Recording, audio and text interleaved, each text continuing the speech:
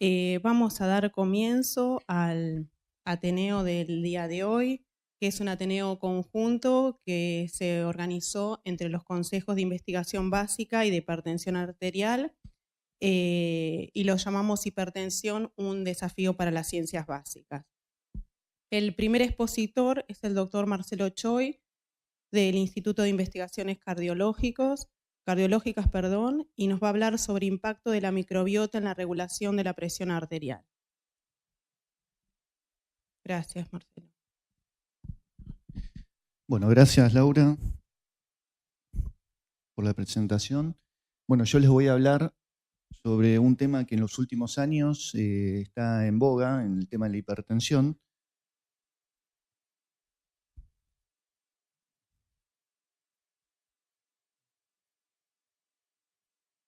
Ahí va.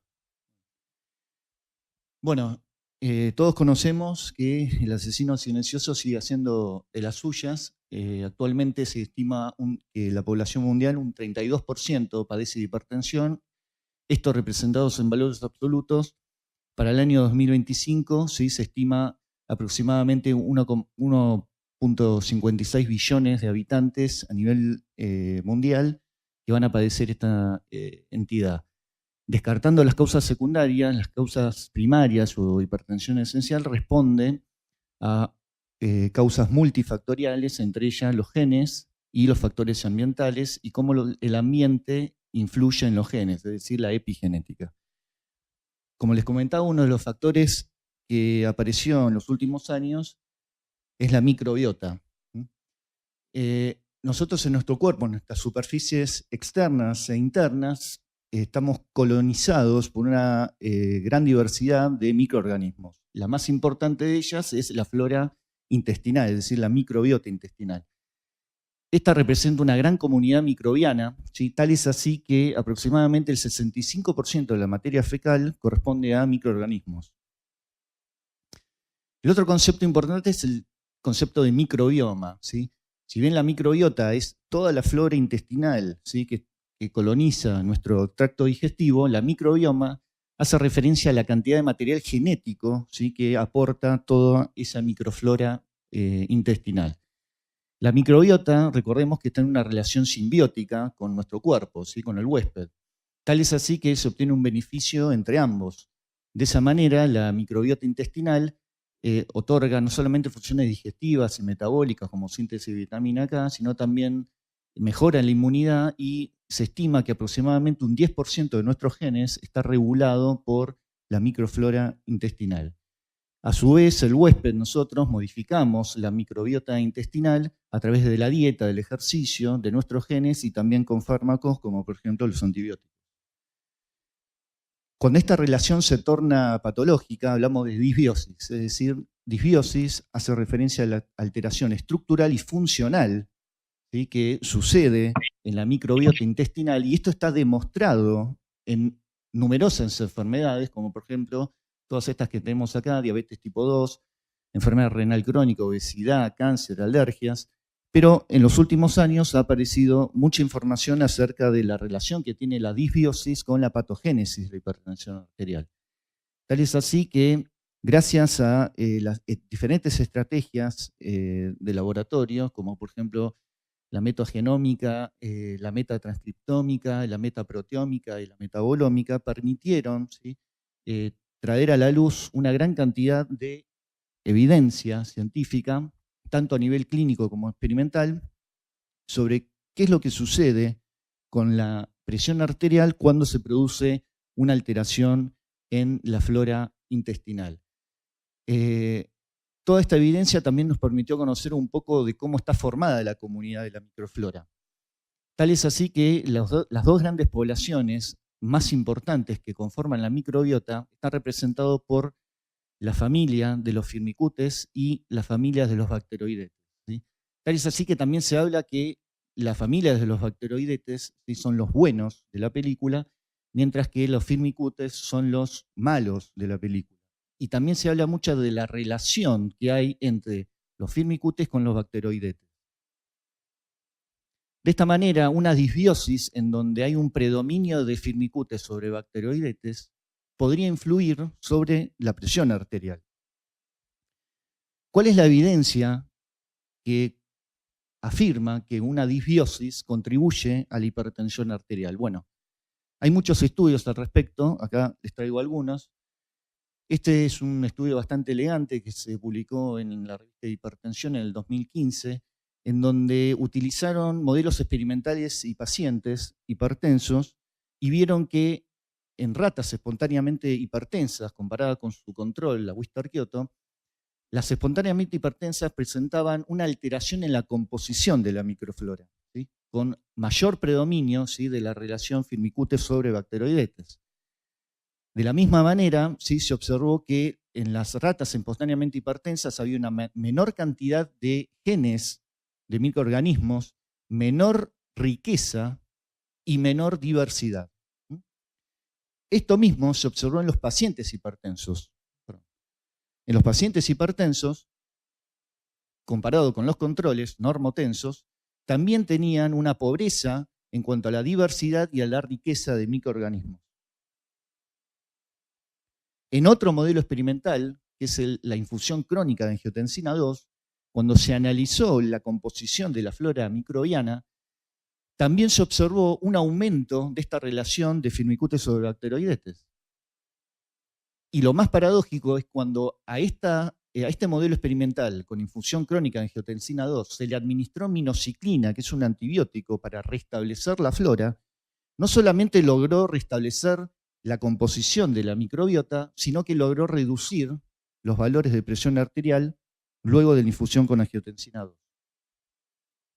En este estudio más reciente, en donde tomaron pacientes no solamente hipertensos, sino prehipertensos, también se analizó la composición de la microflora en cuanto a riqueza y diversidad, y también se observó que aún los pacientes que tienen prehipertensión arterial tienen la misma alteración, la misma disbiosis que los hipertensos.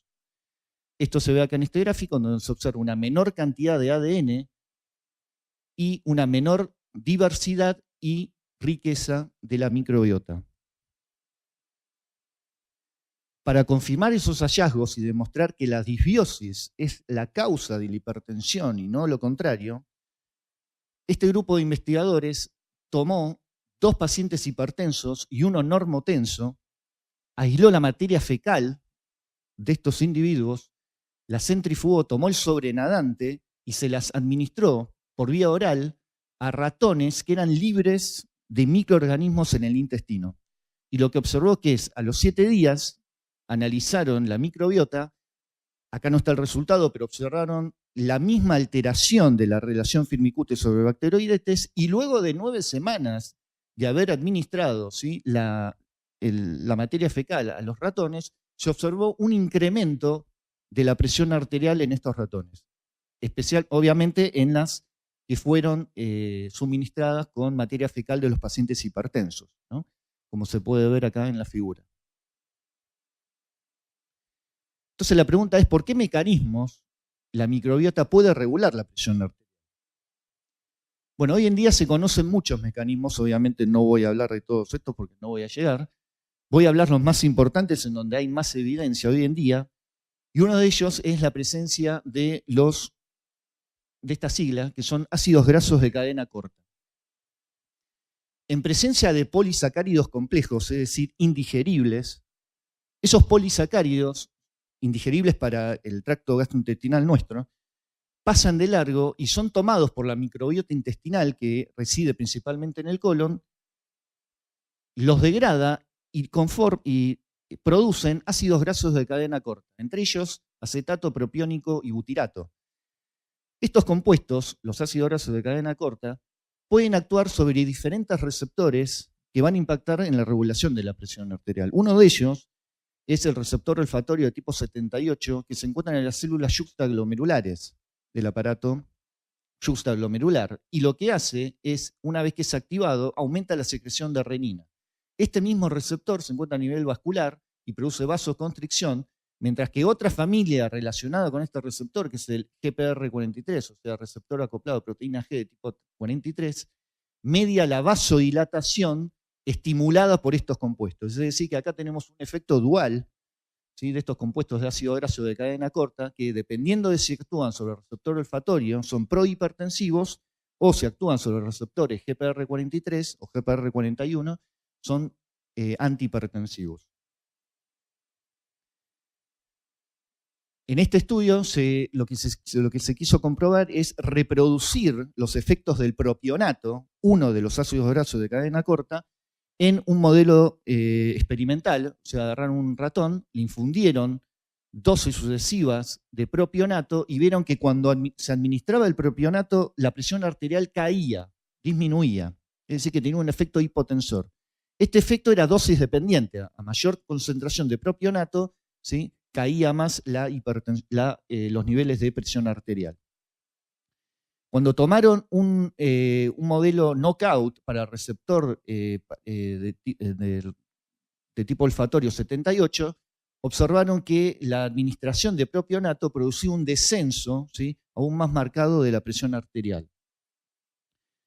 Esto significa que los ácidos grasos de cadena corta, entre ellos principalmente el propionato, al actuar sobre el receptor olfatorio, ¿sí?, aumenta la presión arterial, mientras que si actúa sobre los receptores GP43, produce un descenso de la presión arterial.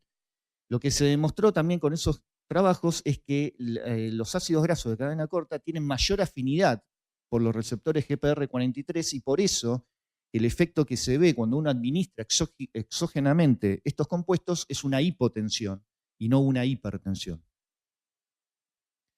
Otro de los mecanismos involucrados es la generación de un compuesto tóxico por parte de la microbiota, que es la trimetilamina N-óxido.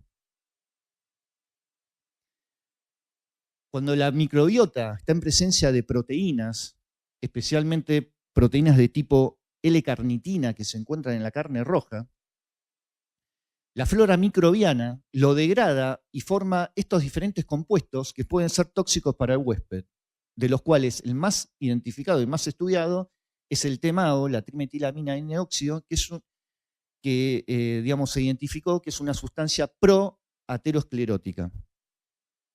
Esta sustancia en el cuerpo, cuando aumenta sus niveles plasmáticos, disminuye la catabolización de colesterol y estimula la expresión de receptores de los toll-like receptors y de los scavenger en los macrófagos, favoreciendo la formación de las células espumosas. De esa manera, este compuesto promueve la acumulación de colesterol y por lo tanto promueve la aterosclerosis. Y de esa manera, indirectamente, impacta en los niveles de presión arterial. El otro mecanismo es la sensibilidad a la sal. En este estudio se quiso demostrar cuál era el rol que tenía la microbiota en la sal sensibilidad.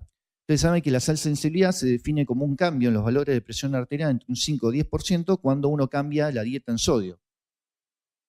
Para eso utilizaron dos modelos experimentales, uno que es el modelo DAL sal sensible y el resistente.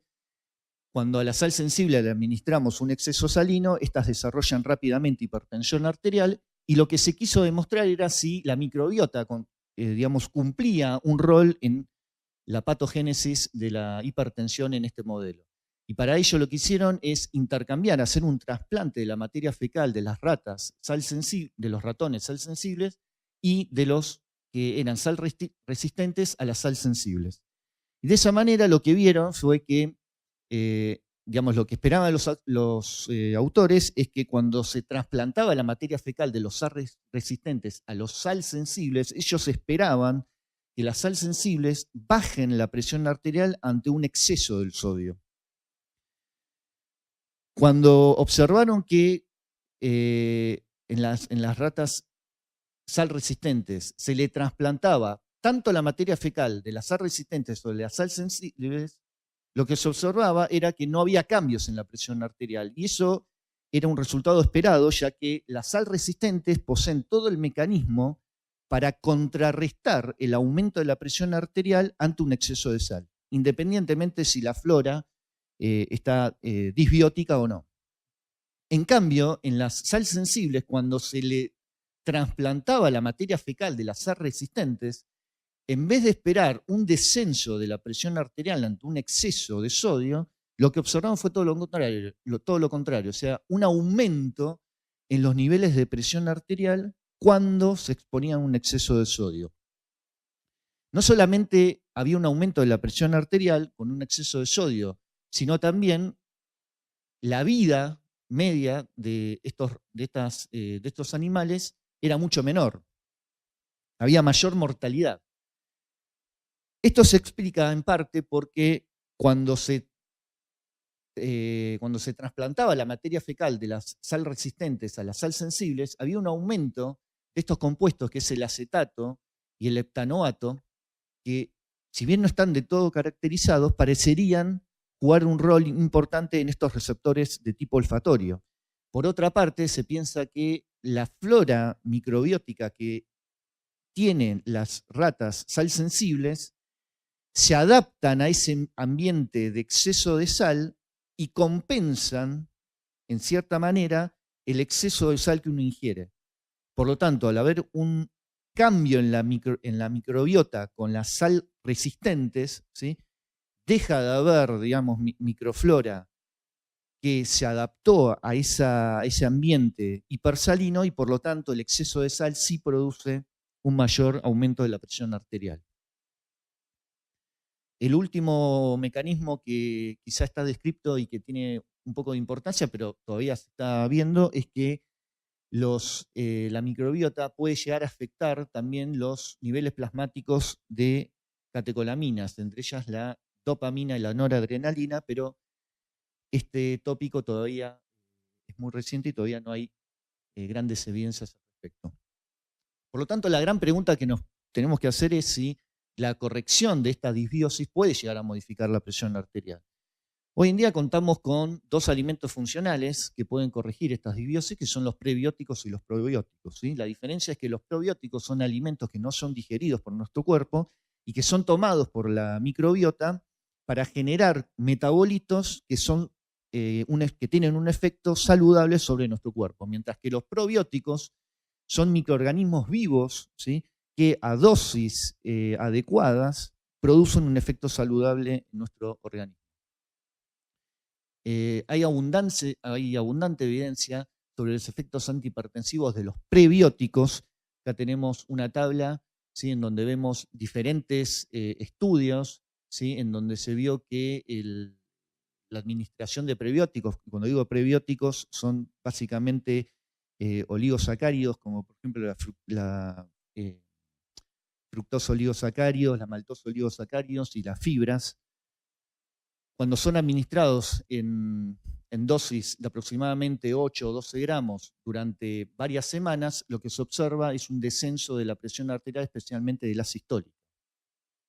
En esta revisión, en este metaanálisis, ¿sí?, de varios ensayos clínicos controlados y randomizados, se concluyó que el incremento en la ingesta de fibras, ¿sí?, contribuye a la prevención de la hipertensión arterial, ¿sí?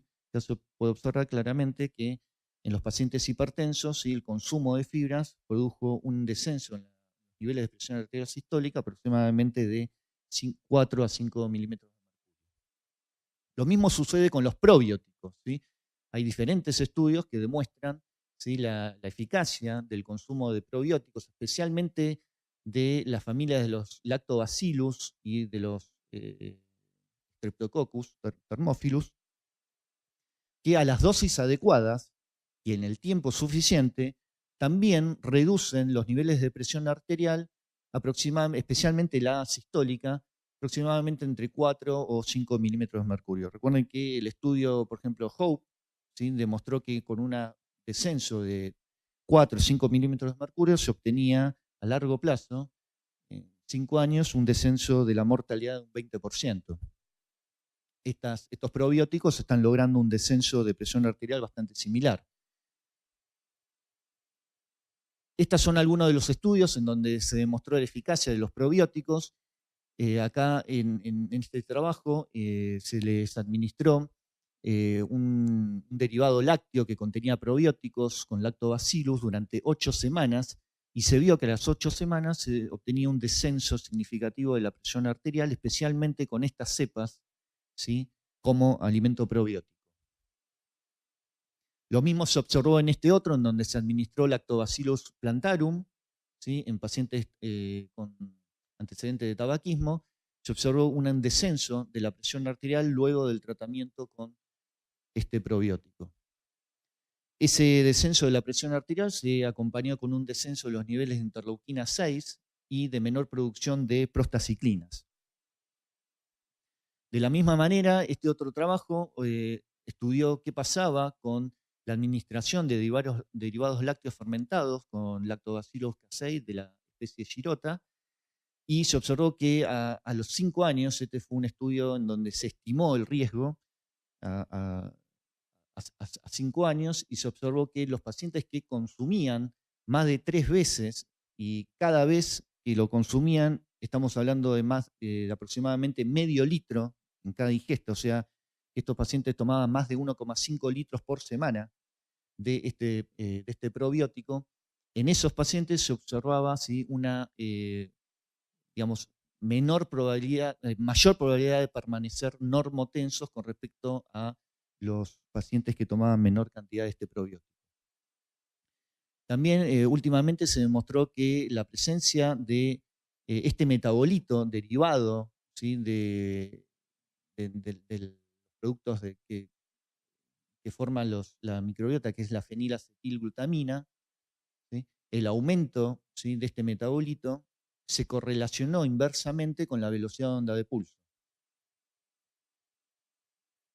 En esta revisión sistemática, en este metaanálisis de ensayos clínicos y aleatorizados, se concluyó que el consumo de probióticos disminuye significativamente los niveles de presión arterial sistólica diastólica, y que ese descenso es aún mayor, ¿sí?, cuando el probiótico contiene, no puedo llegar a ver acá, cuando contiene múltiples especies comparadas a si el probiótico está formado por una sola especie. De la misma manera, ¿sí?, se comprobó que cuando la duración era mayor a 8 semanas, es decir, que el consumo de estos probióticos superaba las 8 semanas, ahí recién se veía un descenso significativo de la presión arterial, y cuando la dosis de probióticos superaba las 10 a la 11 colonias, unidades formadoras de colonia, recién ahí también se veía un descenso significativo de la presión arterial. No solamente los metabolitos, que son los ácidos grasos de cadena corta, son los que median el efecto antihipertensivo, sino también se identificó que como metabolito que se forma como degradación por parte de los probióticos de algunos alimentos como los péptidos, se generan estas sustancias que son tripéptidos. Las más conocidas son estas, que tienen acción inhibidora sobre la enzima convertidora de angiotensina. Estos productos se generan principalmente de la fermentación de las proteínas de la leche, como la caseína. En este estudio lo que se quiso demostrar es, se agarraron 2 poblaciones de hipertensos y se le administró leche sin estos péptidos bioactivos, y por otro lado se le administró a este otro grupo de pacientes la leche fermentada con este probiótico que generaba estos péptidos inhibidores de la enzima convertidora. Se les administró este probiótico durante 21 semanas y lo que se observó es que los pacientes a los cuales se administró la leche fermentada, que producía esos biopéptidos activos, se observaba un descenso en los niveles de presión arterial tanto sistólica como diastólica, especialmente de la sistólica. Por lo tanto, los mecanismos por los cuales los probióticos pueden reducir los niveles de presión arterial son varios, no solamente la inhibición del sistema de renin-angiotensina, sino también pueden actuar a nivel de la inflamación y sobre el estrés oxidativo. Y el otro concepto importante es el uso de los simbióticos, que es la mezcla del uso de prebióticos y probióticos, que es prácticamente lo que hoy en día conocemos en el mercado. ¿Sí? Los famosos yogures tienen no solamente el probiótico, el microorganismo, sino también tienen el sustrato que necesita el microorganismo para producir los metabolitos saludables. En este estudio lo que se observó es cuál era el efecto benéfico de los simbióticos cuando se utilizaban de manera conjunta la LS, el lactobacilo, en presencia de fructosa oligosacáridos o malto oligosacáridos. ¿Sí? Cuando se empleaban en forma conjunta, ¿sí? Los dos prebióticos con el probiótico, se observaba un descenso más significativo de los niveles de triglicéridos y de LDL colesterol. Esto está demostrado ya por numerosos estudios y por lo tanto al disminuir los niveles de hipercolesterolemia tiene un impacto a largo plazo sobre la presión arterial. Para ir cerrando, un aspecto a tener en cuenta es la seguridad de estos productos, de estos alimentos funcionales o nutracéuticos. Estos productos, los prebióticos y los probióticos, la verdad que son sustancias bastante seguras, ¿sí? Tienen bajo riesgo de efectos adversos, de los cuales algunos de ellos es que puede producir algún que otro tipo de alteración en el sistema inmunológico, pero son de baja frecuencia. Puede llegar a haber interacción genética entre los probióticos y la microflora, esto es en el sentido de que el probiótico puede tener plásmidos que confieren resistencia a antibióticos para la microbiota intestinal y de esa manera llegar a producir resistencia, un aumento en la resistencia del uso de antibióticos. Puede llegar a producir una inflamación, especialmente en las primeras porciones del intestino, ya que el uso de probióticos implica un exceso de microorganismos, especialmente en las primeras porciones del intestino, en donde supuestamente no tenemos una alta densidad de microorganismos. Y también el exceso de estos microorganismos pueden producir un aumento de algunos productos, como por ejemplo el VHS, que genera, por acción de la microflora intestinal nuestra, un exceso de ácidos biliares, y los ácidos biliares en excesos a nivel del colon pueden llegar a producir un aumento en el riesgo de cáncer de colon. Todavía no está establecida la dosis mínima efectiva que debe suministrarse de los probióticos para llegar a observar estos efectos benéficos, ¿sí? Y hay varios inconvenientes, ¿sí?, que no permiten establecer la dosis efectiva mínima, y de ellos es la variabilidad en concentración, ¿sí? Numerosos productos que encontramos hoy en día en las góndolas, ¿sí?, tienen mucha variabilidad en cuanto a la concentración de los probióticos. También el efecto es dependiente de la cepa, ¿sí? El uso de diferentes cepas también puede influir en la dosis efectiva que uno establece como mínima efectiva.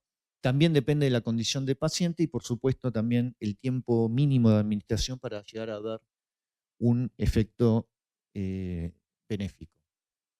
Por lo tanto, podemos concluir, y también dejamos algunos interrogantes, que el tracto digestivo ya no es considerado, ¿sí?, meramente como con función absortiva y digestiva, sino que también es un órgano endocrino activo, en donde la microflora cuenta un papel muy especial al respecto. La participación de la microbiota en enfermedades no transmisibles, ¿sí? Ya demostramos en una de las diapositivas que la disbiosis está comprobada en muchas enfermedades crónicas no transmisibles, como la diabetes, la obesidad, el cáncer, etc. Esto nos lleva también a poder pensar en manipular a la microbiota, ¿sí?, no solamente para modificar estas enfermedades, sino también para modificar los niveles de presión arterial, y de esta manera la corrección de esta disbiosis podría correlacionarse con efectos benéficos cardiovasculares, ¿sí? Todavía no hay ensayos en donde se demuestre estos beneficios clínicos a largo plazo, ¿sí? La mayoría de los estudios son todos a corto plazo, son pocas semanas de estudio. Por lo tanto, se necesita un mayor grado de evidencia clínica y experimental, especialmente en cuanto al tiempo, ¿sí?, ensayos de largo plazo, y en cuanto a establecer la dosis mínima efectiva. También determinar si la disbiosis es causa o consecuencia, ¿sí?, y también si la disbiosis es un órgano blanco de la hipertensión, es decir, si la hipertensión es la que causa la disbiosis. Y sucesivamente la disbiosis después acentúa los niveles de presión arterial. Por lo tanto, la comprensión de la importancia de la microbiota va a permitir mejorar algunas medidas no farmacológicas, dietarias específicamente, para lograr un mayor impacto en el control de la presión arterial, como también así abrir nuevas líneas, ¿sí?, de tratamiento para la hipertensión arterial. Recordemos, bueno, el padre de la medicina, ¿sí?, que acuñó esta famosa frase, todavía vigente, que el alimento sea tu medicina, ¿sí?, nunca más acertado. Y también traigo a la luz al padre de la nutrición, que es Pedro Escudero, con sus 4 leyes, especialmente la ley de la adecuación, ¿sí? Está la gran ley que acuñó Escudero, que dice que se debe adecuar la la alimentación se debe adecuar al momento biológico, a los gustos, a los hábitos, a la situación socioeconómica y a la patología que pueda presentar. Bueno, les dejo acá las próximas reuniones y los congresos que van a venir dentro de poco. Bueno, muchas gracias. Sí, ahí mostré un par de estudios en donde, especialmente en los clínicos, ¿no? Claro. En donde se evalúa la composición de la flora al inicio del tratamiento. Antes de ¿sí? hacer Claro, el estudio de intervención. Sí, justamente por eso, digamos, no está muy bien en claro, ¿sí? Si es causa o consecuencia. Claro.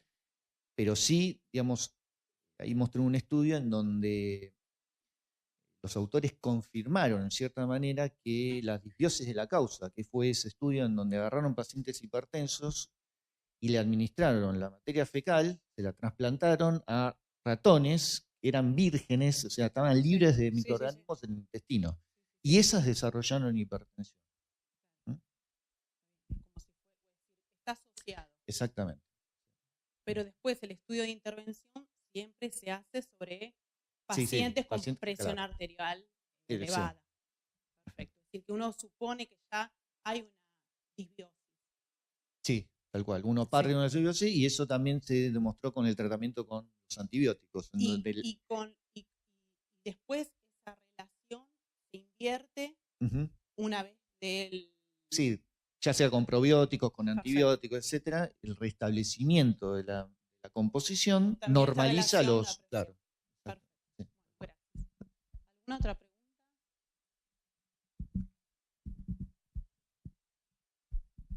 Gracias. Muy buena, Marcelo, tu charla.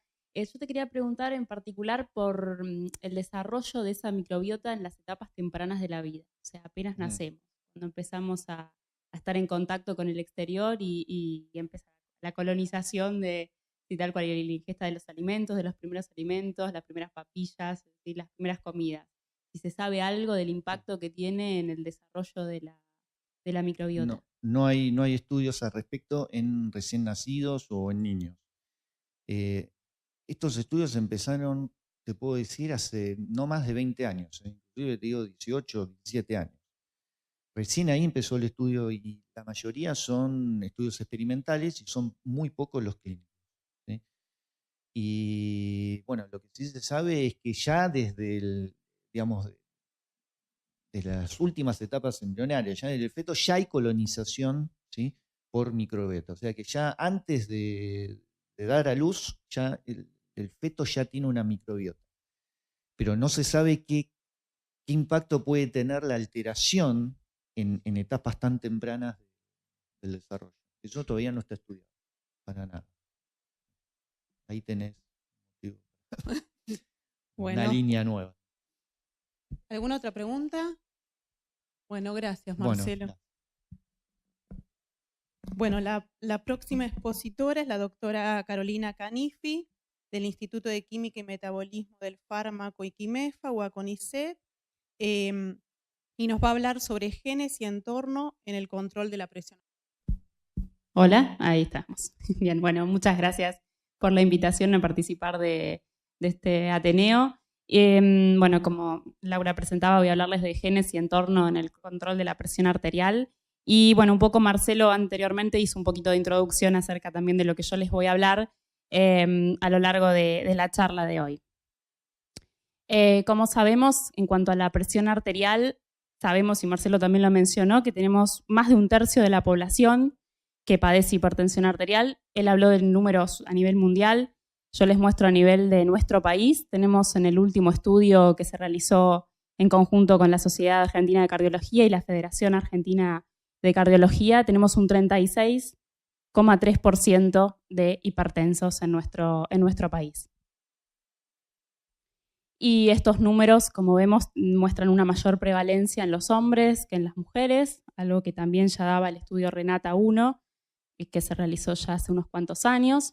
Y también vemos que esta prevalencia aumenta con la edad en ambos sexos, ¿sí? Si lo vemos aquí, tanto en hombres como en mujeres, vemos como el aumento de la prevalencia de la hipertensión va aumentando con la edad.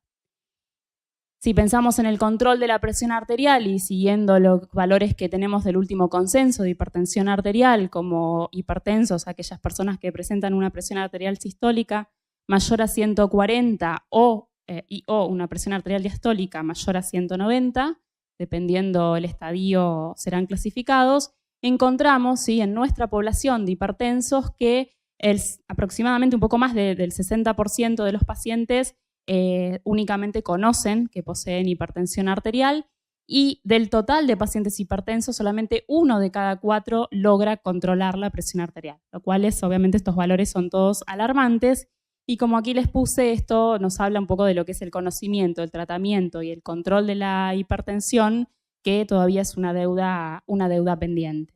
Y por eso me permito poner entre signos de pregunta, ¿sí?, si realmente estamos logrando controlar los valores de presión arterial, ¿sí? Para controlar algo, para poder manejarlo, lo primero que tenemos que hacer es conocerlo, ¿sí?, saber a qué nos estamos enfrentando, de qué se trata esto. Y ahí es donde las ciencias básicas tienen un papel relevante, no solamente desde el manejo que se puede hacer desde la clínica, sino también desde la investigación, conociendo cuáles son los mecanismos que están involucrados en el desarrollo de hipertensión arterial, en este parámetro vital que es la presión arterial, y cómo esos valores pueden ir aumentando ante diversas circunstancias. Obviamente, para el estudio de esos mecanismos podemos abordarlo desde distintos aspectos estructurales, funcionales, bioquímicos, moleculares, pero si pensamos en que aproximadamente más del 90% de la población de hipertensos corresponden a hipertensos cuya causa es desconocida, ¿sí?, con una hipertensión arterial esencial, como lo conocemos, bueno, es aún más el desafío que tenemos en el estudio de esta patología. Por suerte, tenemos numerosos modelos animales que podemos utilizar para el estudio de la hipertensión arterial, y en particular, entre los modelos genéticos de hipertensión arterial, nos encontramos con el modelo de ratas espontáneamente hipertensas. Este es un modelo que fue desarrollado en los años 60 y que comparte numerosas características con la hipertensión esencial en humanos. Y digo esto porque no solamente desarrollan de forma espontánea a medida que los animales crecen, ¿sí?, a partir de las 6 semanas de edad, desde las 4 o 6 semanas de edad hasta las 12 semanas de edad, van desarrollando valores en aumento de la presión arterial hasta volverse hipertensos, y además estos animales comparten numerosas características morfológicas, ¿sí?, con el paciente hipertenso esencial, ¿sí?, con una hipertrofia cardíaca, con disfunción renal, con disfunción vascular también, y numerosos sistemas también están implicados o se han estudiado que están implicados en estas alteraciones que se observan en estos animales. Uno de los sistemas que han sido estudiados y que particularmente en el laboratorio en el cual yo trabajo hemos estudiado es el sistema de los péptidos natriuréticos. Estos péptidos, como conocemos todos, son importantes para el control de la presión arterial porque tienen un efecto a nivel cardíaco, a nivel vascular, a nivel renal, y se sabe que los niveles plasmáticos por ejemplo, el péptido natriurético atrial están aumentados en pacientes que presentan hipertensión arterial esencial. El modelo de las ratas espontáneamente hipertensas también presenta estos niveles elevados de péptidos natriuréticos. Esto se acompaña también de una expresión aumentada de los receptores para estos péptidos, y también de la mayor producción de un segundo mensajero que está implicado en el control de sus acciones biológicas. También la expresión de estos péptidos se correlaciona en este modelo animal con el desarrollo de hipertrofias y con el aumento del tamaño de los miocitos en el corazón, y también se ha observado que la actividad de la guanilato ciclasa particulada, que corresponde a uno de los receptores de estos péptidos natriuréticos, está disminuido en este modelo de hipertensión arterial. No solamente este modelo presenta estas alteraciones a nivel de los péptidos natriuréticos, sino que también otro importante sistema que ha sido ampliamente estudiado en los últimos años es el sistema del óxido nítrico, que también está alterado en este modelo. Como sabemos, el óxido nítrico no es únicamente un vasodilatador, si bien esa es su acción más conocida, pero también tiene una acción antiplaquetaria, antiproliferativa, antiinflamatoria, antiapoptótica, y en los animales espontáneamente hipertensos lo que se observa es un aumento en la producción del óxido nítrico con una disminución de su biodisponibilidad y a su vez con la disminución de sus acciones, ¿sí? No solamente vasodilatadoras, sino también todas las otras acciones que yo les mencioné. Teniendo en cuenta entonces estos dos sistemas, en el laboratorio lo que hicimos hace ya muchos años fue comenzar a estudiar la interacción entre estos dos sistemas, ya que los dos tenían una acción vasodilatadora, y evaluamos la vía que estaba implicada en su interacción. Y así fue como describimos que tanto para el péptido natriurético atrial, un péptido ampliamente conocido, y el péptido natriurético tipo C, uno que tiene más bien acciones autócrinas o parácrinas dentro de esta familia de péptidos natriuréticos, sí describimos cuál era la vía implicada en la activación, en la modulación de la actividad de la enzima óxido-nítrico sintasa, enzima responsable de la síntesis del óxido nítrico. ¿Sí? Esto lo describimos en distintos tejidos, como la aurícula derecha, el ventrículo izquierdo, la arteria aorta, el riñón también, y observamos en todos estos tejidos estudiados que la respuesta de la óxido-nítrico sintasa, o sea, de la enzima que sintetiza el óxido nítrico, a estos péptidos es menor en las ratas hipertensas, ¿sí? O sea que la carga genética, obviamente, en estos animales determina que la respuesta que pueda tener a este sistema vasodilatador y beneficioso para el control de la presión arterial se encuentra disminuida en estos animales. También estudiamos, mediante estudios de reactividad vascular de órgano aislado, evaluamos cuáles eran las vías implicadas en la respuesta vasodilatadora a uno de estos péptidos, el péptido natriurético tipo C en particular.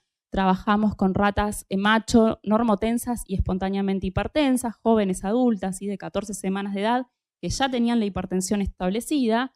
Y en estos animales lo que pudimos describir es la participación del sistema del óxido nítrico en la vía vasodilatadora, o sea, en el efecto vasodilatador del péptido natriurético tipo C. Si bien, obviamente, la potencia vasodilatadora del péptido está disminuida en los animales espontáneamente hipertensos, probablemente esto asociado a la menor respuesta que tiene el sistema del óxido nítrico. También evaluamos el sistema de bradiquininas, ¿sí? El cual observamos que no estaba implicado en forma directa a las acciones de este péptido, pero que sí podía modular su efecto vasodilatador. Evaluamos además el sistema de prostaglandinas y observamos que en los animales hipertensos hay una prevalencia del efecto vasoconstrictor que tienen las prostaglandinas y que esto podía modular el efecto del péptido, si bien el péptido natriurético tipo C no ejercía su efecto vasodilatador a través de esta vía. Y por último, también evaluamos la apertura de canales de potasio en el músculo liso vascular y observamos que había un predominio de la activación de los canales de rectificación interna en los animales normotensos, mientras que predominaba la actividad de los canales dependientes de calcio de alta conductancia en los animales espontáneamente hipertensos. Hablando entonces también de que hay una diferencia en la expresión, en el control de la expresión que tienen estos canales sobre el control que se puede tener luego sobre el tono vascular. Por otra parte, también sabemos que hay una interacción entre el sistema de péptidos natriuréticos, el óxido nítrico y los estrógenos.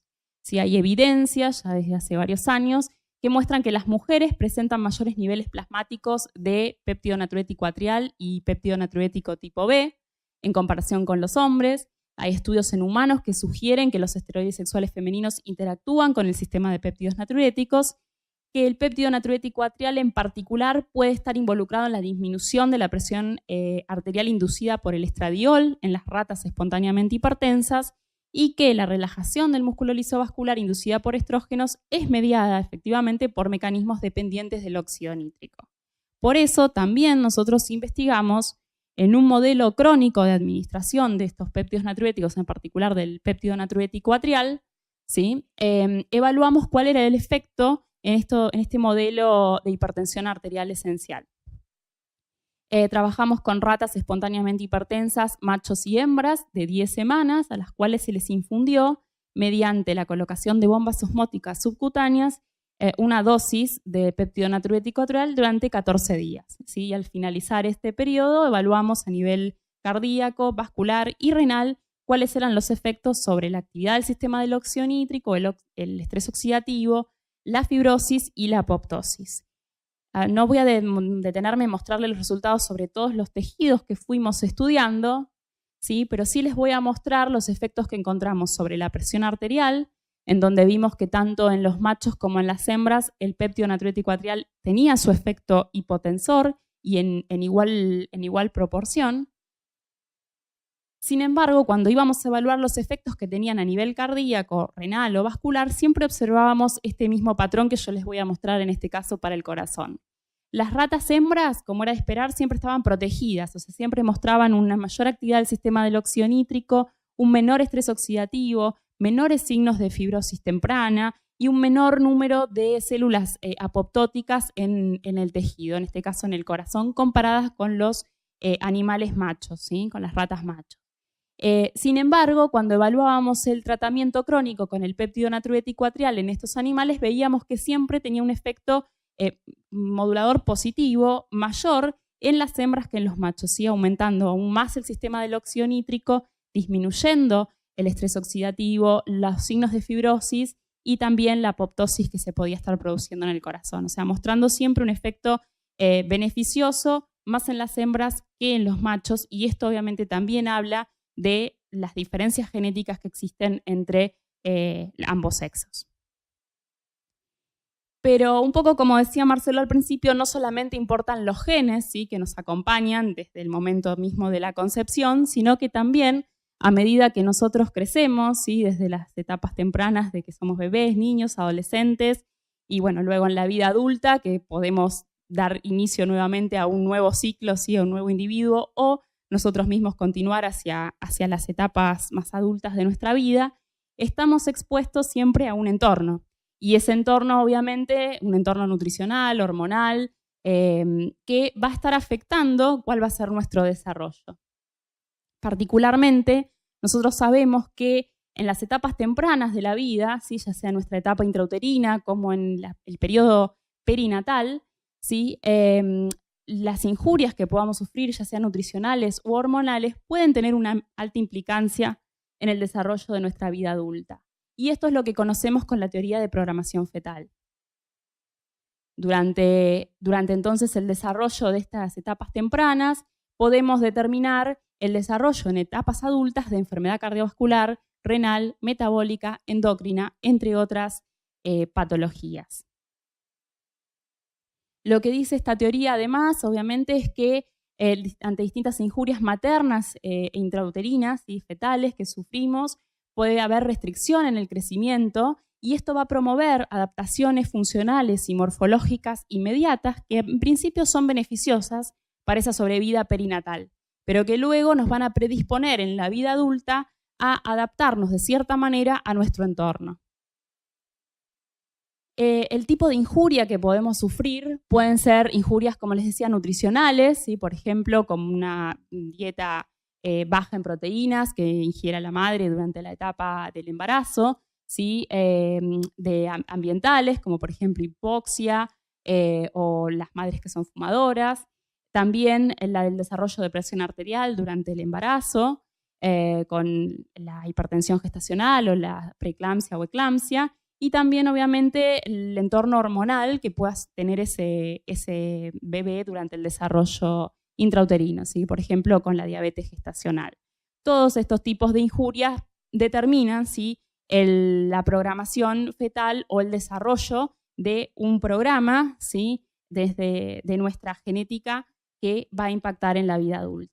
En el laboratorio, además de trabajar con el modelo que les mostré anteriormente, también trabajamos con un modelo animal de deficiencia moderada de zinc durante el crecimiento fetal, la lactancia y el crecimiento postnatal. Este es un micronutriente en particular y ya voy a hablar un poquito más adelante acerca de este modelo. ¿Cuáles son los mecanismos que pueden estar implicados en estas injurias materno-fetales y que determinan el desarrollo de estas enfermedades en la vida adulta? Bueno, el aumento del estrés oxidativo, el desbalance de procesos apoptóticos y proliferativos, una pobre oxigenación tisular, cambios en la expresión de genes y distintos desórdenes nerviosos y humorales, como por ejemplo las alteraciones del sistema renina-angiotensina, aldosterona, el óxido nítrico y las prostaglandinas. Todo esto determina distintos mecanismos epigenéticos y alteraciones de factores transcripcionales que llevan a cambios heredables en la expresión de genes que ocurren sin cambios en la secuencia de ADN con la que nosotros comenzamos nuestra vida. ¿Y qué consecuencias trae en la vida adulta? Bueno, fundamentalmente nos vamos a centrar en lo que es hipertensión, diabetes y resistencia a insulina o dislipidemias. ¿Sí? Afecta a numerosos órganos y tejidos, como los vasos, ¿sí? Aumentando la actividad del sistema renina-angiotensina o del óxido nítrico, ¿sí? Generando disfunción endotelial. A nivel cardíaco, ¿sí? Generando hipertrofia. A nivel pancreático, también modulando lo que es la parte metabólica de secreción de insulina y de la viabilidad de las células beta. A nivel renal, ¿sí? También afectando lo que es la funcionalidad del riñón con la tasa de filtrado glomerular y el número de glomérulos. La composición, ¿sí? de nuestro cuerpo, la composición de la masa corporal, generando hiperlipidemias y también alterando lo que es el sistema endocrino, particularmente afectando los niveles de cortisol circulante. Como les decía, nosotros en nuestro laboratorio trabajamos con un modelo que es la deficiencia de zinc, que es un micronutriente. ¿Y por qué trabajamos en particular con este micronutriente? Bueno, por algo que nosotros conocemos, definido por la Organización Mundial de la Salud y también por UNICEF, como hambre o desnutrición oculta, ¿sí? Que es la carencia de algún micronutriente específico, ¿sí? Que se caracteriza por ser altamente prevalente y de importancia en la salud infantil y que requieran cierta instrumentación para su diagnóstico. Estas deficiencias nutricionales que se sufren durante la vida intrauterina, la lactancia o el crecimiento, afectan a individuos de todos los estratos sociales, ¿sí? Y son un problema de características endémicas y se estima que la malnutrición global es una de las causas de las 3.1 millones de muertes infantiles por año, o la causal del 45% de todas ellas, al menos en el año 2011. Estos son los números que arroja la Organización Mundial de la Salud, lo cual es alarmante. El zinc en particular se estima que es un micronutriente que sufre la deficiencia el 17,3% de la población mundial. Como pueden ver acá, es bastante importante. En nuestro país, lamentablemente, no tenemos encuestas actuales que nos hablen de cuál es la deficiencia o cuál es el consumo que puedan tener nuestra población. La última encuesta que tenemos es del año 2004-2005, ¿sí? La encuesta realizada por la Dirección Nacional de Salud Materno-Infantil del Ministerio de Salud de la Nación, y allí se revelaba que el 52% de las mujeres embarazadas, el 33% de las mujeres en edad fértil y el 15,8% de niños entre 6 meses y 5 años presentaban una ingesta inadecuada de zinc. O sea, estamos hablando de valores realmente elevados. Recién este año, el año pasado, se comenzaron a realizar o movilizar desde el lado del Ministerio para realizar una nueva encuesta y veremos cuáles son los valores que arrojan cuando tendremos esos resultados. Y de acuerdo a la Organización Mundial de la Salud, la deficiencia de zinc estaría entre los 5 factores de riesgo más importantes para la salud en los países en desarrollo y entre los 11 factores de riesgo a nivel mundial. ¿Por qué es importante el zinc? Porque el zinc es un micronutriente o es un mineral clave en el funcionamiento de numerosas enzimas, ¿sí? Desde la enzima que está implicada en el sistema renina-angiotensina-aldosterona, la enzima de conversión, hasta la enzima la oxidonitricosintasa, ¿sí? Hay numerosos pasos metabólicos que son controlados y que son regulados por el zinc, además de él mismo poseer características antiapoptóticas, ¿sí? Antiproliferativas, que pueden modular entonces la función celular. El modelo animal con el que nosotros trabajamos, ¿sí? Aquí se los muestro brevemente, trabajamos con madres que reciben o dieta control o dieta baja durante la preñez, ¿sí? Luego continúan con la misma dieta durante la lactancia y luego, ¿sí? Del destete de estos animales, los animales pueden continuar o con dieta control o con dieta baja, teniendo estos dos grupos en el caso de las madres bajas y las madres controles que continúan con la dieta control, ¿sí?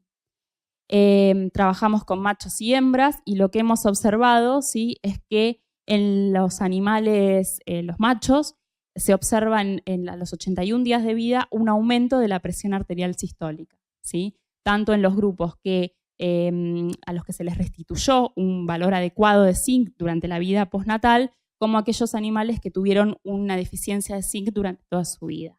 Y esto no se observa en las hembras, ¿sí?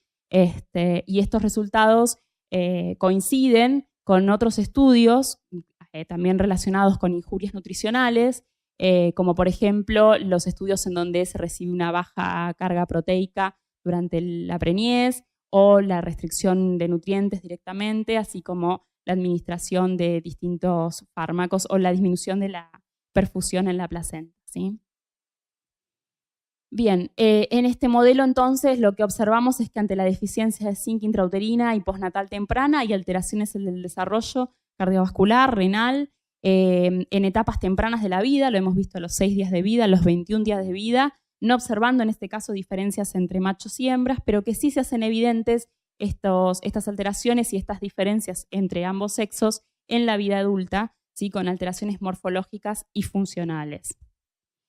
Aquí es básicamente un resumen, ¿sí? de las alteraciones que podemos encontrar en los machos, en donde estas alteraciones son justamente más evidentes, que por supuesto determinan en su conjunto una mayor vulnerabilidad para desarrollar enfermedad cardiovascular y renal, así también como metabólica, ya que observamos aumento de glucemia y de trigliceridemia. Y quizás lo más crítico de estos estudios que hemos realizado, lo más importante, es que estas alteraciones no revierten con la restitución del adecuado aporte de zinc durante la vida adulta, ¿sí? Quizás esto es lo más alarmante de los resultados que nosotros observamos. Les decía que incluso también tiene algún impacto sobre lo que es el desarrollo de enfermedades metabólicas, y lo que hemos observado en este mismo modelo animal y en el que actualmente le estamos dando durante la etapa postnatal, después del destete, le estamos incorporando a los animales una dieta grasa, una dieta alta en grasas. Estamos observando que tienen un peor control de la glucemia, ¿sí? Ya sea por la glucemia a 3 horas cuando les realizamos la curva de tolerancia oral, así como también del área bajo la curva. Y también observamos en estos animales que hay un aumento, ¿sí? Del tamaño de los adipocitos en el tejido adiposo retroperitoneal, un tejido adiposo blanco con características, por supuesto, endocrinas muy importantes, que puede controlar la función de distintos tejidos relacionados con el control de la presión arterial, que aumenta el tamaño de estos adipocitos y que disminuye consecuentemente su densidad. Ahora bien, estos son los resultados que tenemos y en lo que trabajamos desde las ciencias básicas, pero no tenemos que olvidarnos que esto tiene un objetivo, ¿sí? Y es llegar a la clínica, ¿no? Es llegar a qué pasa con el paciente o cómo esto termina impactando en el paciente. ¿Qué es lo que sabemos? Sabemos, por ejemplo, ¿sí? En el estudio ABON, que la preeclampsia y la hipertensión gestacional se asocian, por ejemplo, con los valores de presión arterial durante la niñez, independientemente de las mediciones de tejido adiposo que pueda tener esa familia, ¿sí? O sea, nos habla de una relación directa entre la presión arterial que tuvo la madre durante el embarazo y los valores de presión arterial que pueda tener la descendencia.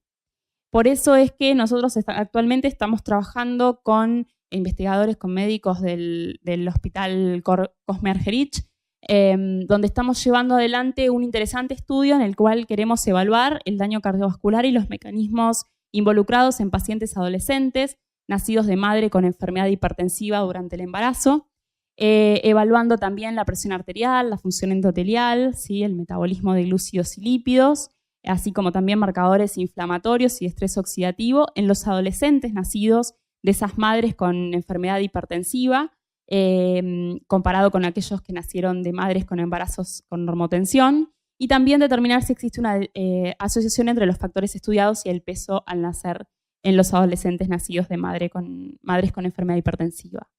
En estos chicos estamos trabajando, realizando distintos estudios complementarios que los llevamos a cabo entre el Hospital Cosme Argerich y la Cátedra de Fisiología de la Facultad de Farmacia y Bioquímica de la Universidad de Buenos Aires. Y allí les puedo mostrar las primeras conclusiones a las que estamos llegando, en las cuales vemos que los adolescentes que aún no completaron su desarrollo sexual no se evidencian a nivel cardiovascular repercusión funcional o estructural por haber nacido de madres con hipertensión durante el embarazo o haber nacido con bajo peso, que los adolescentes que sí completaron su desarrollo sexual están en el Tanner 5 y que pueden ser considerados como adultos muy jóvenes ya muestran algunas alteraciones como evidencia de repercusión de haber nacido de madres con hipertensión durante el embarazo, y que los adolescentes con bajo peso al nacer mostraron un significativo aumento del diámetro del ventrículo izquierdo y significativamente mayor presión arterial sistólica diurna y nocturna, determinada por MAPA y la presión arterial diastólica de consultorio, ¿sí? Entonces ya estamos viendo alteraciones en etapas tempranas de la vida. Todo esto nos lleva, por supuesto, a pensar en cómo queremos vivir nuestra vida, ¿sí? No solamente pensando en la carga genética con la que venimos, sino también en qué hacemos durante nuestro desarrollo, durante nuestro crecimiento y en la vida adulta, ¿sí? No solamente pensando en que ya venimos determinados con una carga genética, sino que también tenemos la capacidad de poder modificar qué es lo que va sucediendo con nuestro envejecimiento. Bueno, acá les muestro quienes participan en nuestro laboratorio, quienes han llevado a cabo la mayoría de los estudios que les mostré. ¿Sí? Nuestro laboratorio está dirigido por la doctora Cristina Ranz, decana aparte de la Facultad de Farmacia y Bioquímica, y muchos de los estudios que les mostré fueron realizados por estos doctores que se han ido recibiendo en el transcurso de sus doctorados con los temas que fui mostrándoles. Y por supuesto les dejo la invitación para nuestra 39 reunión anual científica del Consejo de Hipertensión Arterial. Muchas gracias.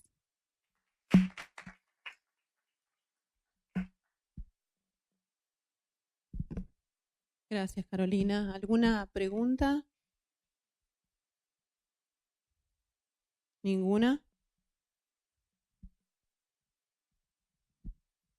Bueno, muy buena la presentación, Caro.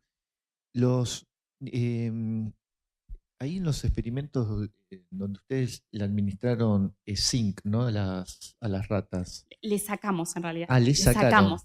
Sí, les dimos menos zinc del que deberían. O sea, por debajo, o sea, le sacaron y esos valores corresponden a valores menores de la ingesta diaria recomendada, digamos. Exacto, sí. Dependiendo la dieta que tienen que tener los roedores, corresponde a 30 partes por millón, claro, el valor recomendado, y nosotros le estamos dando 8 partes por millón. Bien. Eso no es una restricción absoluta de zinc, sino que es una restricción moderada de zinc. ¿Sí? Que es más similar a lo que ocurre en la realidad, claro, digamos. Y viste ahí en las encuestas del ENIS, que... Bueno, que es una encuesta, ¿no? Pero, digamos, ¿cómo infirieron que hay déficit de zinc? ¿Qué le preguntaban? ¿Dependiendo de los alimentos que tomaban? Sí, es dependiendo de los alimentos que consumieron. Lamentablemente no hay medición, no hay determinaciones en plasma o en algún tipo de no sé, muestras de orina. No hay una determinación de los niveles de zinc que tenían. Se infiere en base a la nutrición que tuvieron, exacto, la alimentación que tuvieron, cuál puede haber sido los niveles de zinc que se alcanzaron. Eso sería, la verdad, que algo interesante para saber realmente cuál es el nivel de zinc que tienen. Además, pensando en que, esto me lo enteré no hace mucho, bueno, algunos saben que tuve una bebé hace no mucho tiempo, y hablando con el obstetra me decía que no todos los suplementos que se le dan a las mujeres embarazadas contienen zinc en su composición. Lo cual les resulta bastante alarmante también, si se quiere, porque muchas veces nos preocupamos por el suplemento de hierro, que incluso puede competir con el zinc para su absorción, claro, y no en el zinc en sí como un... bueno, para administrarlo, digamos. Gracias.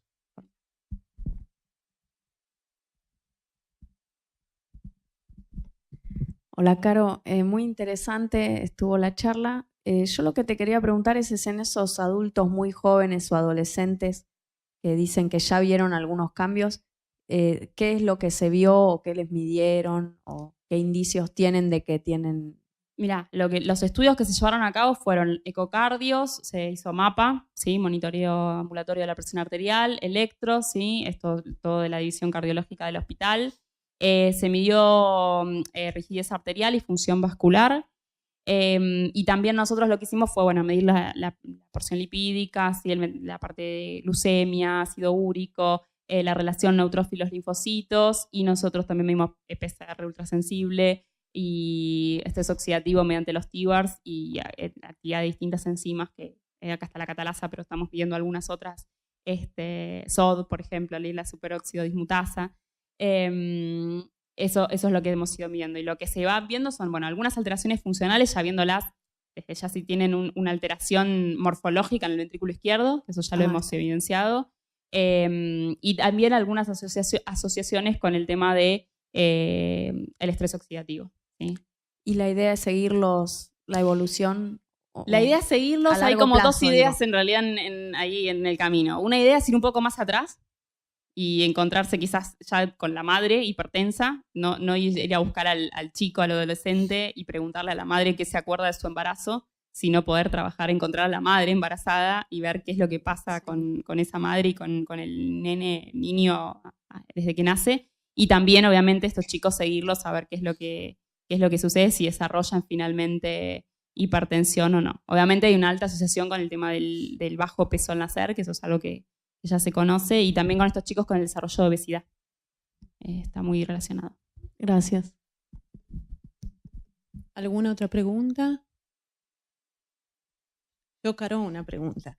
En realidad, un poco ahora lo aclaraste, yo te iba a preguntar si, sabes que nuestro tema es óxido nítrico y estrés oxidativo, si además de la actividad de catalasa, estaban midiendo otras actividades y dijiste SOD, yo pensando que el óxido nítrico forma parte de todo el sistema que regula la presión arterial, y vos también mencionaste en tu exposición sobre no solo la producción de óxido nítrico, sino de la biodisponibilidad, porque hoy en día se sabe que muchas veces hay una mayor producción de óxido nítrico, pero ese óxido nítrico se está degradando por otra vía y no está, digamos, llegando a su blanco. Y una de lo que está en el ambiente científico es que el óxido nítrico se está degradando por la actividad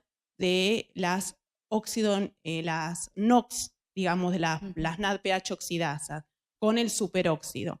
Y por eso te preguntaba con respecto a la superóxido dismutasa, porque justamente, además, el zinc forma parte de la estabilización de la cobre-zinc superóxido dismutasa. No es el centro catalítico, pero es muy importante para la estabilización, la estabilidad de la enzima. Por eso un poco te iba a preguntar si sabían algo con respecto a la SOD. Sí, la verdad es que la estamos viendo en este momento. O sea, en estas semanas estamos haciendo las determinaciones justamente de la superóxido dismutasa, así que no te puedo decir cómo nos está dando porque no lo sabemos aún. Estamos en pleno desarrollo del protocolo. Pero sí, por supuesto, es lo que vos mencionabas, o sea, impacta no solamente la producción que haya de óxido nítrico, sino también qué pasa con su degradación, ¿sí? La biodisponibilidad que termina teniendo. Nosotros no encontramos ahora todavía en estos chicos alteraciones en la función vascular, que por esta técnica nos permitiría inferir qué es lo que está pasando con el sistema del óxido nítrico. Pero bueno, tal vez no lo estamos evidenciando a nivel funcional, pero sí a nivel celular puede llegar a haber alguna alteración, por eso es que estamos también interesados en estas enzimas. Bueno, bárbaro, muchas gracias. Gracias, Carolina. Bueno, nuestra próxima expositora es la doctora Natalia Rukavina Mikusic, que nos va a hablar sobre interacción entre los sistemas renina-angiotensina y dopaminérgico renal en la fisiopatogenia de la hipertensión arterial en el síndrome metabólico.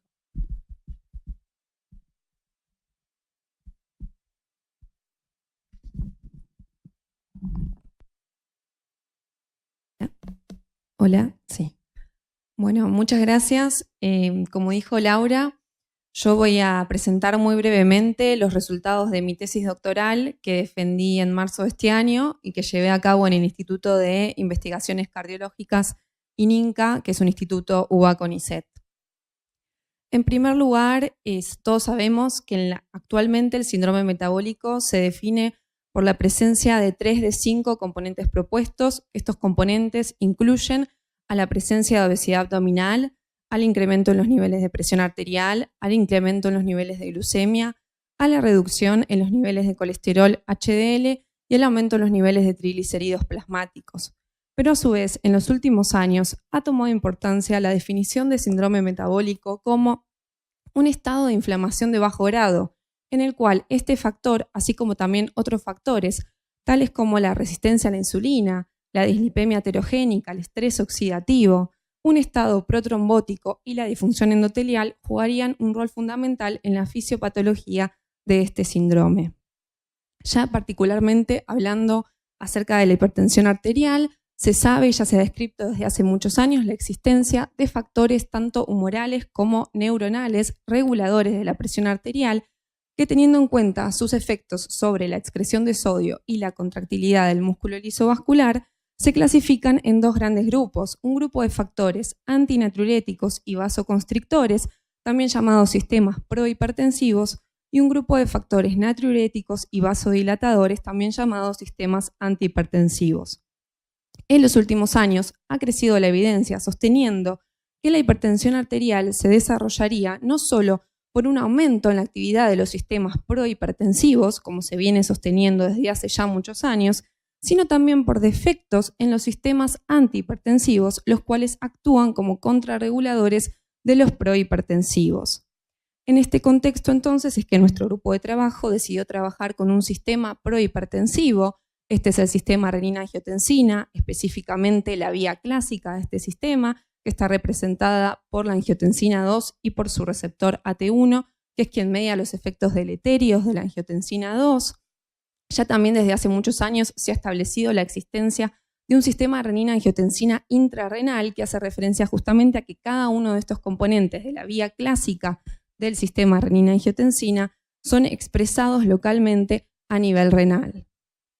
Por otro lado, de manera contrapuesta, decidimos estudiar un sistema antihipertensivo, como es el sistema dopaminérgico renal, que hace referencia a la dopamina que se sintetiza intrarrenalmente de manera independiente a la dopamina neuronal y que justamente tiene una acción natriurética y diurética. Muy brevemente, para explicar este sistema, podemos decir que el principal sitio de síntesis de la dopamina renal son las células del túbulo contorneado proximal, las cuales contienen toda la maquinaria para sintetizar dopamina a partir de su precursor, que es el aminoácido L-Dopa. La L-Dopa filtra libremente por el glomérulo y debe ser captada hacia la célula tubular proximal, donde sufre luego un paso de decarboxilación a cargo de la enzima dopa decarboxilasa. La dopamina, para ejercer su acción natriurética y diurética, debe abandonar la célula tubular proximal hacia la luz tubular, donde puede actuar sobre los receptores específicos dopaminérgicos de tipo D1 y de tipo D2.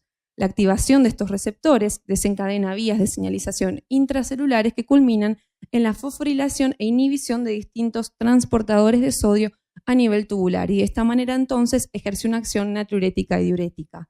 Y toda la dopamina que aparece en orina es un reflejo de la dopamina que es sintetizada a nivel renal y que cumple justamente este rol antihipertensivo. A su vez, también se ha establecido la existencia de una interacción entre el sistema dopaminérgico renal y el sistema renina-angiotensina a nivel renal, que esta interacción es compleja, con efectos que son opuestos, contrarregulatorios y que operan a distintos niveles. Por ejemplo, la angiotensina 2, al actuar sobre los receptores AT1, es capaz de inhibir la síntesis de dopamina intrarrenal al inhibir a la enzima dopa decarboxilasa.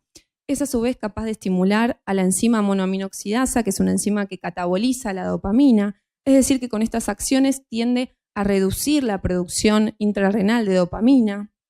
Por otro lado, la dopamina, a su vez, al actuar sobre el receptor D1, es capaz de inhibir la acción de la angiotensina sobre los receptores AT1 y de reducir la expresión de ARN mensajero de los receptores AT1.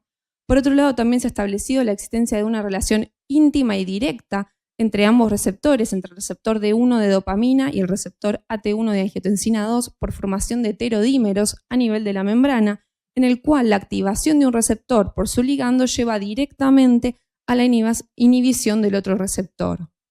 Y a su vez también esta interacción se da de manera indirecta, teniendo en cuenta los efectos de estos sistemas sobre los transportadores de sodio a nivel tubular. Mientras la angiotensina 2 estimula la actividad de estos transportadores, la dopamina la inhibe, siendo uno de los más importantes la enzima sodio-potasio ATPasa de la membrana vasolateral, cuya sobreactivación se encuentra asociada a la retención salina y al desarrollo de hipertensión arterial.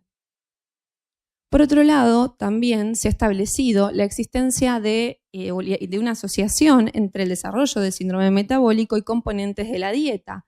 Y en este sentido, la llamada dieta occidental, que incluye comida chatarra, alimentos procesados y ultraprocesados, que son ricos en sodio, en grasas y en azúcares, se encuentra asociada con el desarrollo de síndrome metabólico. Y teniendo en cuenta o en relación a los efectos deleterios del consumo de azúcares, se ha establecido que en realidad el culpable de estos efectos o el responsable de estos efectos sería la fructosa.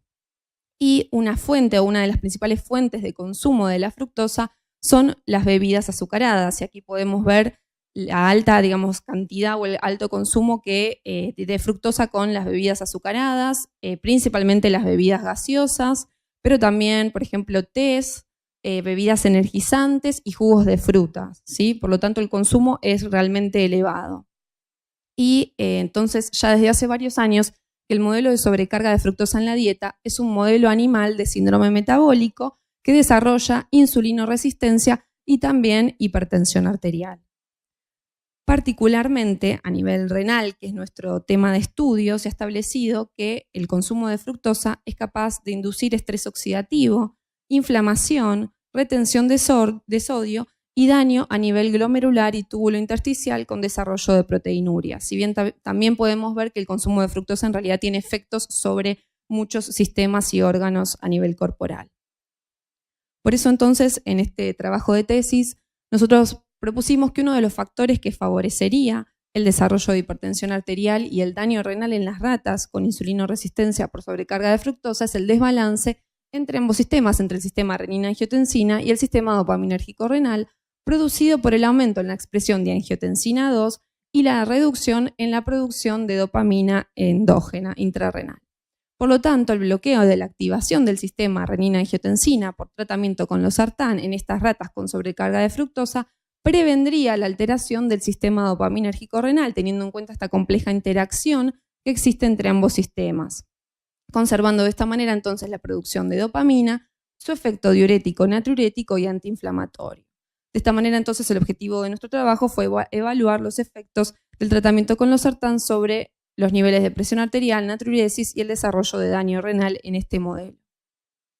Muy brevemente, para explicar la metodología de trabajo, nosotros trabajamos con ratas machos Prague-Dawley de un peso corporal promedio de 180 gramos al inicio del experimento, a las cuales dividimos aleatoriamente en 4 grupos. Un grupo control, un grupo que recibió tratamiento con losartán, simplemente para evaluar si el losartán tenía efectos sobre las ratas controles, un grupo con sobrecarga de fructosa, que recibió una solución de fructosa al 10% en el agua de bebida, y un grupo con sobrecarga de fructosa tratado con losartán. Y tanto basalmente como al final de cada periodo experimental, nosotros evaluamos los niveles de presión arterial sistólica, peso corporal, parámetros metabólicos y hemodinámicos, y luego sí obtuvimos los riñones para aplicar técnicas de estudio de expresión y de actividad, de expresión proteica y de actividad enzimática. Y lo importante fue que trabajamos a 3 periodos experimentales, que fueron semanas 4, 8 y 12 de tratamiento, justamente para evaluar la evolución temporal y si si los efectos deleterios de la sobrecarga de fructosa tenían alguna relación con la duración de la dieta. Entonces, en las ratas con sobrecarga de fructosa nosotros encontramos y validamos alteraciones características del síndrome metabólico dadas por un incremento en los niveles de insulinemia, así como también de índice OMA ya desde la semana 4 de tratamiento, así como también por la presencia de hipertrigliceridemia en la semana 12 de tratamiento. Y todas estas alteraciones fueron prevenidas por la administración de losartán desde también la semana 4 de tratamiento para la insulinemia y el índice OMA, y en la semana 12 para el caso de la hipertrigliceridemia. A su vez también estudiamos entonces parámetros hemodinámicos y renales. Obtuvimos un incremento en los niveles de presión arterial sistólica en las ratas con sobrecarga de fructosa desde la semana 4 de tratamiento, que este incremento en los niveles de presión arterial sistólica fue prevenido por tratamiento con losartán, como esperábamos, desde la semana 4. No encontramos alteración en el clearance de creatinina. Sí encontramos un aumento en la diuresis en las ratas con sobrecarga de fructosa, y esto es porque el consumo de bebida de estas ratas es muy elevado, ¿sí? Ya que la fructosa estimula la palatabilidad de los animales. Por eso en este caso no pudo ser prevenido por tratamiento con losartán. Y sí encontramos una reducción en la excreción fraccional y urinaria de sodio, es decir, una reducción en la natriuresis en estos animales desde la semana 4 de tratamiento, que fue prevenido por tratamiento con losartán.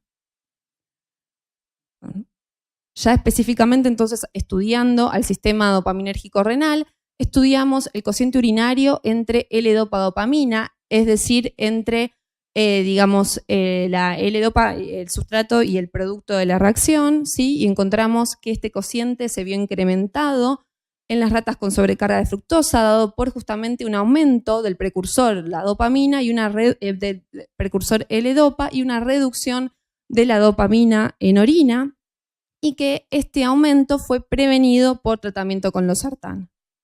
Por otro lado, también encontramos una reducción en la expresión del receptor D1 de dopamina desde la semana 4 de tratamiento de sobrecarga de fructosa, que también fue prevenida por tratamiento con losartán. En cuanto al sistema renina-angiotensina, encontramos un aumento en la expresión de la angiotensina 2 intrarrenal en las semanas 8 y 12 de sobrecarga de fructosa, que en este caso no fue prevenida por tratamiento con losartán. Y específicamente en cuanto al receptor AT1 de angiotensina 2, encontramos un aumento también en la expresión de este receptor, que en este caso sí fue prevenido por tratamiento con losartán. Por otro lado, como vía final común, decidimos estudiar la actividad de la enzima sodio-potasio ATPasa y encontramos entonces un incremento en la actividad específica asociada a la sobrecarga de fructosa desde la semana 4, que fue prevenida por tratamiento con losartán, y obtuvimos un comportamiento similar para el caso de la expresión que determinamos por la técnica de inmunofluorescencia. Por otro lado, también decidimos estudiar la expresión de marcadores de inflamación a nivel renal. Estudiamos la expresión del factor de necrosis tumoral alfa, obtuvimos un aumento en su expresión en las semanas 8 y 12, que fueron prevenidas por tratamiento con losartán. Obtuvimos el mismo patrón para la expresión de interleuquina 6 en corteza renal. Por otro lado, también estudiamos al marcador de fibrosis, TGF-beta1. Obtuvimos también un patrón similar con incremento en la expresión de este marcador en las semanas 8 y 12 de sobrecarga de fructosa, que fue prevenido por tratamiento con losartán. De la misma manera también estudiamos, observamos las fibras de colágeno, también marcadores de fibrosis a nivel de corteza renal, y obtuvimos el mismo patrón que para el caso de TGF-beta1. Y por último decidimos estudiar ya marcadores de daño estructural renal. Por un lado, la presencia de microalbuminuria, que obtuvimos presencia de microalbuminuria en la semana 12 únicamente de sobrecarga de fructosa, que fue prevenida por tratamiento con losartán, mientras que encontramos también una reducción en la expresión de un marcador de daño estructural renal, que es la nefrina, y esta reducción también fue prevenida por tratamiento con losartán. A modo entonces de resumen de todos los resultados que obtuvimos, la sobrecarga de fructosa en la dieta se asoció al desarrollo de insulinoresistencia desde la semana 4, evidenciada por el incremento en los niveles de índice OMA. A nivel renal, entonces, la fructosa se asoció a un desbalance entre el sistema renina-angiotensina y el sistema dopaminérgico renal, dado por la reducción, como vimos en la expresión del receptor D1 de dopamina, el aumento en la expresión del receptor AT1, así como también el incremento entonces en el índice urinario L-dopa-dopamina. Todo esto desde la semana 4 de tratamiento. A su vez, este desbalance se asoció como vía final común a un aumento en la expresión y actividad de la enzima sodio-potasio ATPasa, que nos permitió entonces explicar el incremento en la reabsorción de sodio que observamos en estas ratas y en los niveles de presión arterial. Ya hacia la semana 8, el desbalance se acentúa por aumento en la expresión ya de angiotensina 2 intrarrenal, así como también cambios en los transportadores de dopamina, que yo no mostré, pero nosotros medimos y estudiamos todos los transportadores intratubulares de dopamina, así como también por la aparición ya de marcadores de inflamación y de fibrosis a nivel renal. Y todo esto termina entonces conduciendo a la aparición ya de marcadores de daño renal en la semana 12 de sobrecarga de fructosa. Aquí, tenemos un resumen de los resultados obtenidos y principalmente con respecto al tratamiento con losartán. Es importante recalcar que entonces el tratamiento pudo prevenir el incremento en los niveles de presión arterial y reducción en la natriuresis en las ratas con sobrecarga de fructosa ya desde la semana 4 de tratamiento, y que a su vez entonces previno la alteración del sistema dopaminérgico renal dada por el incremento del índice urinario L-dopa-dopamina, demostrando entonces la existencia de una interacción entre ambos sistemas a nivel renal Y a su vez, el losartán presentó un efecto renoprotector al revertir la expresión de los marcadores proinflamatorios en las semanas 8 y 12 de sobrecarga de fructosa, así como también de los marcadores de daño renal en la semana 12. Por último, entonces, en cuanto a las perspectivas a futuros acerca de los resultados de este trabajo, podemos decir que los resultados obtenidos podrían sentar las bases para el desarrollo de estrategias terapéuticas que estén basadas en la combinación justamente de fármacos antagonistas del sistema renina-angiotensina, que son ampliamente utilizados hoy en día, con fármacos agonistas del receptor D1 de dopamina. Y por otro lado, también se abre la posibilidad de considerar a la utilización del índice urinario levodopa-dopamina como un marcador precoz de daño renal en un contexto de insulinoresistencia, digamos en este caso o en este modelo por sobrecarga de fructosa, pero si se confirma la utilidad de este índice, se sentaría el primer antecedente que podría permitir el empleo de este parámetro bioquímico en futuros estudios clínicos con la finalidad de evaluar su utilidad justamente como un marcador tanto diagnóstico así como predictor de la respuesta al tratamiento y o el seguimiento de la hipertensión arterial y de daño renal a nivel inflamatorio. Y bueno, por último, agradecer a todo el grupo de trabajo, que fue tanto de las cátedras de farmacología, de anatomía, química clínica y biológica, de la Facultad de Farmacia y Bioquímica, así como también al Hospital Alemán y al Instituto de Investigaciones Cardiológicas, que es donde yo realicé mi tesis de doctorado. Bien.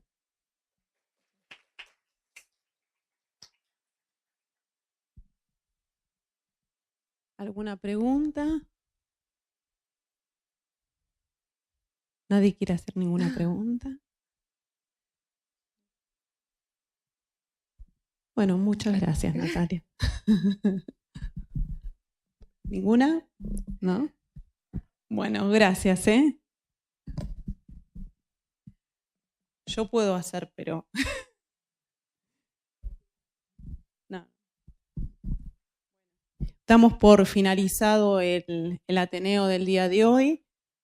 Muchas gracias a todos los participantes, a los expositores y a los participantes. Y si alguno de los asistentes quiere que le emitamos algún certificado, por favor, después se contacta conmigo. Si quieren me anotan los nombres, un correo electrónico, así les hacemos los certificados y después se los enviamos. ¿Mm? Bueno, muchas gracias.